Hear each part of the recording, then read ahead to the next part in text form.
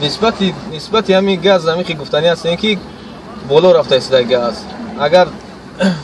چیش میشید اگر شرایطش میشید اگر همین نرخ نوای گاز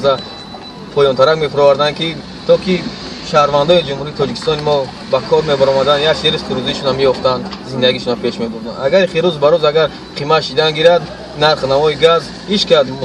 راننده ها کار برآمدن نمیتونن اصلا خیسن گاز سال اینا ممکن که با برداشته شود هم گاز چند سوم مونده مجموع پر میکردین یک روز ما در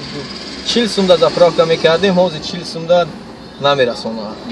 حاضر ممکن که همین 60 سوم 70 سوم خیلی میزنیم در که نرخ نوای گاز هم خیزونده است روز به روز رفته امکاناتش میشه همین گاز اگر بسیار ترک میشه در جمهوری تاجیکستان ما خیلی بعد نسبت به دیگر دولت ها با پیشرفت میشه زرال چقدر است کیلومتر اون تو که زرال شوفر تاکسی زرال خلق هم است همه بیشتر بالستان و وادون می‌داره جمهور می‌بره باجر 15 از مجبور 30 میشه انا اكو گاز که ارزون بود شما چقدر تاکسی دا وای میکردید مثلا برای یک نفر چقدر میگرفتید نه خیلی کی صبح دو میروان هر کیلومتر اگر بگیرم یا سوم دو یک سوم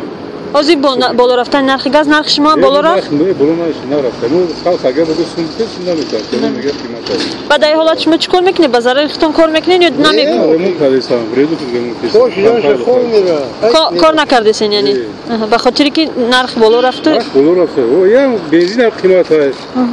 گاز هم قیمت های در جهان اگر فلیکساب کنی هم نفتی نفت خودش ارزون شده گری بعد فلیکساب قیمت های نمیدونم بالا چی کنه خیلی گاز یافته است داده شما همیشه بروز نه گرفتیم نه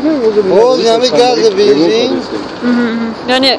ماشین تو کار نفرمونده است نه کار نفرمونده هازی چه خیلی است وایتون کارتون زخه خیلی قیمت کورایی گیره نکردستین از هر روز چند لیتر گاز پر میکردید 15 تا 15 تا 20 تا این در این چند روزه که کم یافته است گاز چیکار کرده است داده هیچی خوب میره بیکار یعنی برای چی با بنزین نمیتونه نه